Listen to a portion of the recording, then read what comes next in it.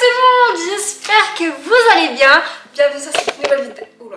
Aujourd'hui, je vais répondre à cette question. Qu'est-ce que ça fait de frôler la mort? Bon, clairement, au début, tu comprends pas trop ce qui se passe parce que t'es littéralement shooté à la morphine. Après, personnellement, j'ai eu la phase de je teste la mort, je la provoque, je vais au-delà de mes limites, je me mets en danger, ce qui n'est clairement pas une chose à faire. Parce qu'en fait, quand tu passes si proche de la mort, tu te demandes, mais pourquoi moi j'ai survécu alors qu'il y a des centaines de milliers de personnes qui meurent dans le monde tous les jours? Pourquoi moi je suis là? Et je sais pas, t'as ce besoin de savoir que t'es en vie en fait. J'essayais de ressentir que j'étais en vie en fait, tout simplement. Et souvent tu culpabilises de pas vivre à fond, car tu sais que c'est ta deuxième chance, que t'as déjà failli mourir, et surtout quand tu vis un accident, quand tu vas dans le coma, mais quand tu te réveilles tu te dis mais wesh, je dois profiter de chaque instant, comme si c'était le dernier. Mais quand on dit cette phrase, généralement, bon, tu dis ça et puis tu vas te remettre dans ton fauteuil. Mais pour une personne qui a failli mourir, eh ben, c'est vital en fait. C'est limite une obsession de vivre chaque moment comme si c'était vraiment un truc de ouf, un truc de malade. Et ouais, c'est mon cas. Et c'est vrai que je trouve que la plupart des gens comprennent pas trop ça. Ils comprennent pas pourquoi tu es toujours motivé à faire tout et n'importe quoi et que tu dis jamais non. Limite, je pense qu'on pense que j'ai pas de personnalité, que j'aime pas rester toute seule. Mais non, mais moi, en fait, dès qu'on me dit vas-y, t'es chaude, on va, je sais pas, marcher sur des montagnes, bah moi je vais même pas réfléchir, je vais dire oui. Parce que je veux vivre des tas de trucs avant de mourir. Pour moi, dans ma tête, le compte à rebours, il est lancé depuis le jour où je me suis réveillée du coma. J'ai envie de faire 1000 choses par jour, d'apprendre 5 langues, de créer toujours plus de souvenirs. Et parfois, ça me rend malade. Parce que si je suis pas en joie, si je reste dans mon lit, que je suis pas bien, je m'en veux parce que je sais, je ressens que le temps file et que j'ai pas le temps d'être malade, d'être mal, Non, j'ai pas le time.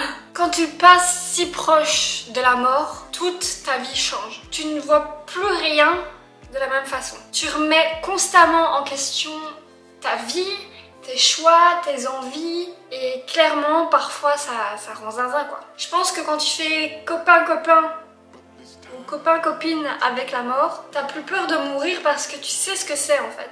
T'es passé par là.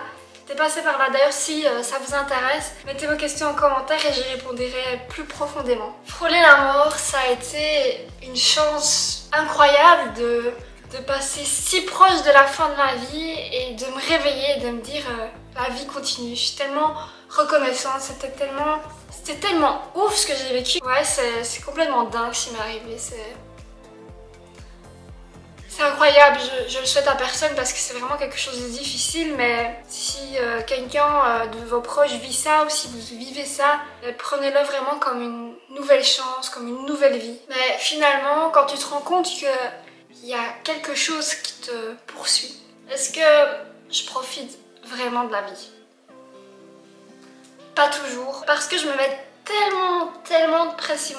Je me mets la pression d'avoir toujours de bonnes relations, je me mets la pression d'être en bonne santé, je me mets la pression d'avoir une vie remplie d'actions, je me mets la pression d'avoir toujours 1000 trucs à faire. Et parfois, ça crée de l'anxiété, des angoisses. T'oublies de respirer, t'oublies de juste lâcher prise. Je pense que je dois me répéter, c'est que ok, j'ai une nouvelle chance, mais je dois pas courir quoi. Je dois profiter de chaque instant. Mais moi en fait, voilà, c'est comme si on me nourrissait de donuts. Donc voilà, j'étais faire du vélo. Ça, donuts, je l'ai mangé.